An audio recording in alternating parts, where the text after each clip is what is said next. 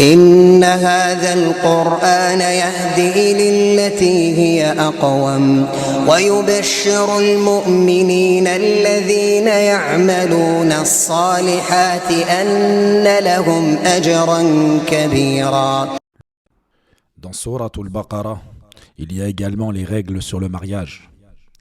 Le mariage en tant que tel, également sur le serment d'abstinence, mais aussi le divorce, ou encore le khul'a, qui est le divorce à l'initiative des femmes. Tout cela nous est résumé dans Sourate Al-Baqarah, lorsqu'Allah Azza wa Jal il dit concernant le mariage: ولا تنكحوا المشركات حتى يؤمنوا ولأمة مؤمنة خير من مشركة ولو أعجبتكم ولا تنكحوا المشركين حتى يؤمنوا ولعبد مؤمن خير من مشرك ولو أعجبكم أولئك يدعون إلى النار والله يدعو إلى الجنة والمغفرة بإذنه ويبين آياته للناس لعلهم يتذكرون. Allah Azza wa Jal nous parle de ceux qui jurent de ne plus toucher leurs épouses. Et juste après, il fait suivre par la demande qui est le divorce. Allah Azza wa Jal il dit: للذين يؤلون من نسائهم تربص 4 أشهر فإن فاءوا فإن الله غفور رحيم وإن عزموا الطلاق فإن الله سميع عليم والمطلقات يتربصن بأنفسهن 3 قروء ولا يحل لهن أن يكتمن ما خلق الله في أرحامهن إن كن يؤمن بالله واليوم الآخر وبعولتهن أحق بردهن في ذلك إن أرادوا إصلاحا ولهن مثل الذي عليهن بالمعروف وللرجال عليهن درجة والله عزيز حكيم. الطلاق 2 فإمساك بمعروف أو تسريح بإحسان ولا يحل لكم أن تأخذوا مما آتيتموهن شيئا إلا أن يخافا ألا يقيما حدود الله فإن خفتم ألا يقيما حدود الله فلا جناح عليهما فيما افتدت به تلك حدود الله فلا تعتدوها ومن يتعد حدود الله فأولئك هم الظالمون. فإن طلقها فلا تحل له من بعد حتى تنكح زوجا غيره فإن طلقها فلا جناح عليهما أن يتراجعا إن ظنا أن يقيما حدود الله وتلك حدود الله يبينها لقوم يعلمون. Naam. Et Allah continue sur le sujet jusqu'au verset 232. Dans le sens général de tout ce qu'on vient d'entendre, c'est que, awwalan, le mariage, il est interdit avec les polythéistes, peu importe leur rang social. À partir du moment où ils ne sont pas croyants, alors ils n'ont pas plus de valeur qu'une croyante ou qu'un croyant, même si ce croyant ou cette croyante est une esclave. Et ça nous montre que la foi, al-iman, ça prévaut sur tous les critères sociaux, matériels ou esthétiques.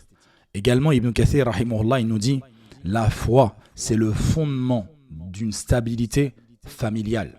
Tu veux que ta famille soit stable? Alors apprends la religion, pratique cette religion, sois un bon croyant et ça apportera un équilibre dans ta vie avec ton épouse et avec ton époux si tu es une femme. Un croyant pauvre, comme on l'a dit, ça vaut largement mieux qu'un polythéiste séduisant et riche. Naam. Également le mariage, c'est pas seulement affectif, c'est également spirituel et moral. Ce que beaucoup ignorent, et c'est même la base principale, c'est la chose la plus importante et que tu partages avec ta moitié. Également, Allah Azza wa Jalla a légiféré le divorce. Le divorce, il se fait d'une certaine manière. Il y a un délai, il y a des retenues à avoir, mais tu dois le faire avec justice. Pourquoi ? Pour encore une fois éviter l'injustice, comme on l'a dit hier. Et ne pas se précipiter dans le divorce. Et dans ça, il y a une grande sagesse.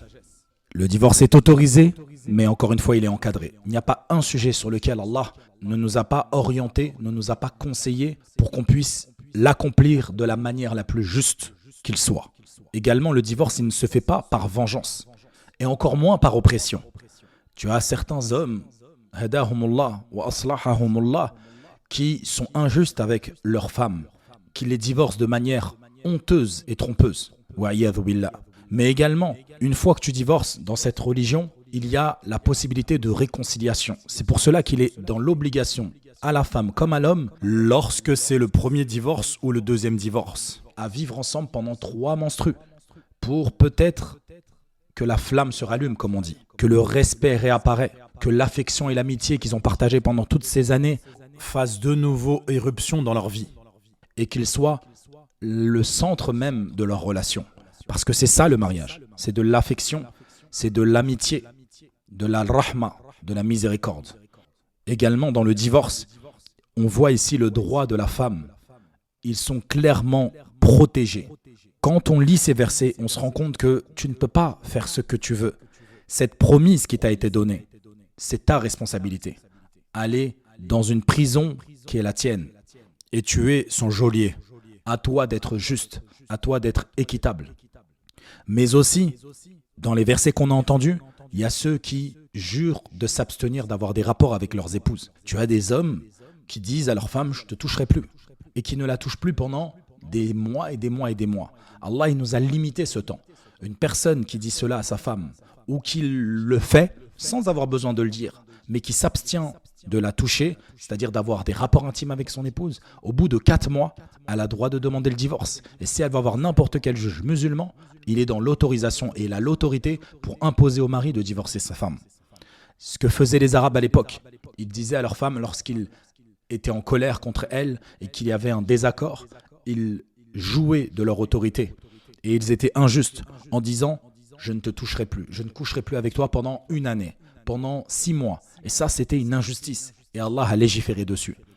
Et celui qui se dirait, c'est impossible de se priver pendant autant de temps, encore une fois, on contextualise. À leur époque, ils avaient plusieurs femmes. Donc, s'ils disaient ça à l'une de leurs femmes, ça ne leur portait pas préjudice à eux, les hommes. Mais aux femmes, oui.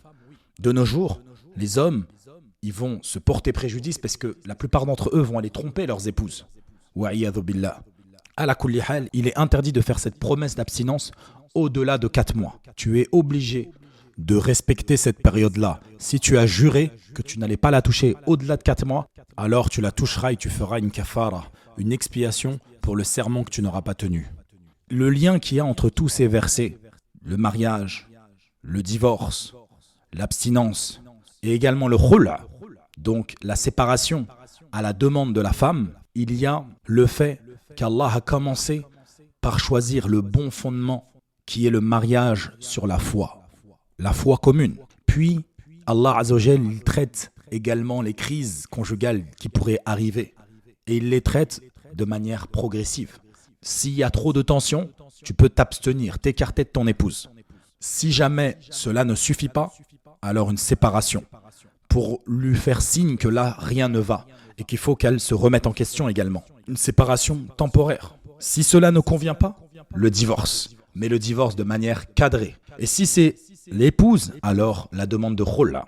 Si la vie pour elle devient impossible, il lui est autorisé de demander à ce que son homme la libère. Elle lui rend sa dot et il la libère. Et il lui dit « je te libère ».